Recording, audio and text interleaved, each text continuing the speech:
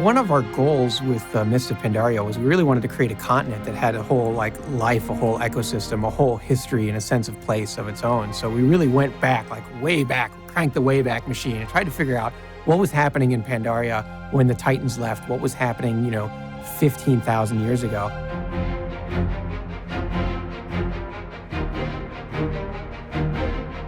Long ago, all the lands that we know and players have seen in Azeroth were all kind of part of Pangaea, right? It was all one big chunk of land. And in the very ancient times, the very brutal dark race known as the Mogu kind of ruled over this land. The Mogu were a brutal race, and they enslaved and united Pandaria. Just ruthlessly conquered the other races, unified the language. You can still see their ruins around the continent today, and you can also see some of their huge buildings that they built with slave labor. They still exist, big golden cities in the center of the continent. So you can still see their legacy.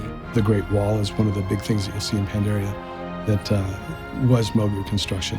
The Vale of Eternal Blossoms, their most sacred place, is of Mogu construction as well.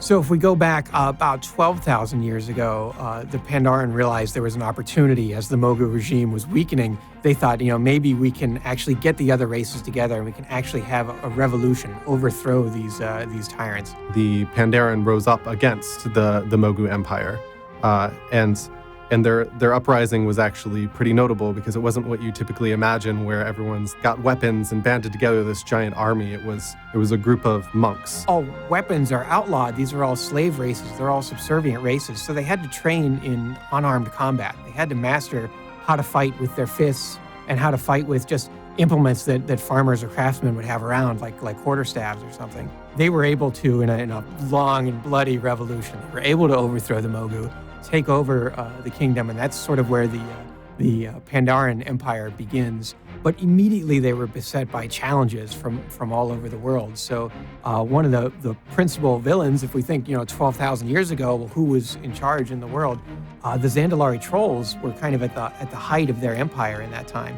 And the Zandalari were allies of the Mogu, and as soon as the revolution happened, the Zandalari amassed their forces and invaded Pandaria in a big way. So the Pandaren found some really interesting ways to fight the trolls. They started befriending the cloud serpents and actually trained them to be mounts that they could ride these into combat against the trolls. And that helped turn the tide of the battle. That helped save the empire and push them back. To this day, the Order of the Cloud Serpent still exists. They still ride these dragons, and if players are smart and clever, they can befriend this order. They can actually train their own Cloud Serpent and ride their own mount with these ancient Pandaren heroes. So now we're looking like 10,000 years ago in Pandaren history, and 10,000 years ago, players might remember this very important event happened. The War of the Ancients happened, and that's when the Night Elves unleashed demons on Azeroth and opened a portal, and it was sort of the first Burning Legion invasion. The Night Elves' rampant use of magic really just destroyed this Pangaea. Their actions resulted in this big, demonic invasion. The land was ripped asunder into the shape of the continents we know in the present day. Well, the last Pandaren emperor was named Xiao, and most Pandaren emperors, they kind of expected long life, prosperous reign. That's what Xiao expected. So all Pandaren emperors begin their reign by go consult the Jinyu water speakers that can put a staff in the rivers, and they can talk to the rivers and hear the future. And at this time, the Jinyu looked into the waters and looked into the future and saw just devastation, the world just exploding, demons everywhere, the continents all shattered. And Xiao realized he had to do something. He had to step up. He had to save Pandaria from the end of the world. He found out that if he could cleanse himself, purify himself, become one with the land, he would have a way of saving Pandaria. So he proceeded embarked on a quest to remove all his doubts and his fears and his anger and his hate. And he removed all those negative emotions from himself, kind of buried them in the earth, where they're still a part of Pandaria today. He did become one with the land, and it's sort of at 0 hour, as the world was ending, he protected Pandaria. He wrapped it in a cloak of mist and broke the continent off and separated it from the world. And so when the Sundering hit and the rest of the world was shattered, the Pandaren Empire survived and was hidden by these mists, for 10,000 years. So he protected his continent, but it was isolated for all that time. And recently, as the curtain opens on the expansion, Mists of Pandaria, those mists collapse. Now, why did that happen?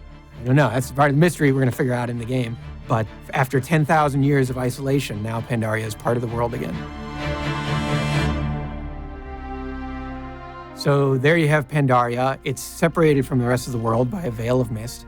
The Pandarians, for thousands of years, pretty much thought that the rest of the world was destroyed in the Sundering. They thought they were the only thing out there. Most Pandaren are they're content with their life. They're happy to be farmers. They're happy to brew and drink beer. They're happy to just sit around and hang out. They don't have a sense for wanting to have excitement and adventure. But every now and then there's a Pandaren who has a thirst for wanting to get out.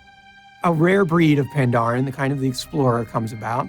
And one Pandaren was named Lulang. He looked out over the oceans and he said, I bet there's something out there. I want to find out what's beyond the mists. So he had the idea of taking one of the turtles off of southern Pandaria and raising it and riding out into the oceans on it. Sea turtles can always find their way back home, so he knew he had a way back to Pandaria. And the entire idea was just laughable to everyone in his village, to his family, and it was hard for them to even understand why he would possibly want to leave. There was beer here. There's no beer in the oceans. It doesn't make sense.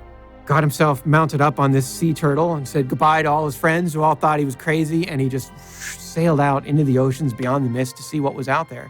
And to Lulang's surprise, there's a whole world out there. He came back 5 years later. He says, you guys won't believe it. I found a great big desert. I found these 1,000 stone needles in a great canyon. I found this amazing, amazing stuff. And everyone thought Lulang was crazy. It's nothing out there. It was all destroyed. Like, it doesn't matter what you find out there. We're not interested. They really just thought he was crazy. They didn't really get it. So he eventually left again and went on more adventures, came back, and the turtle was even bigger. Every few years he'd come back, and every few years the turtle would be bigger.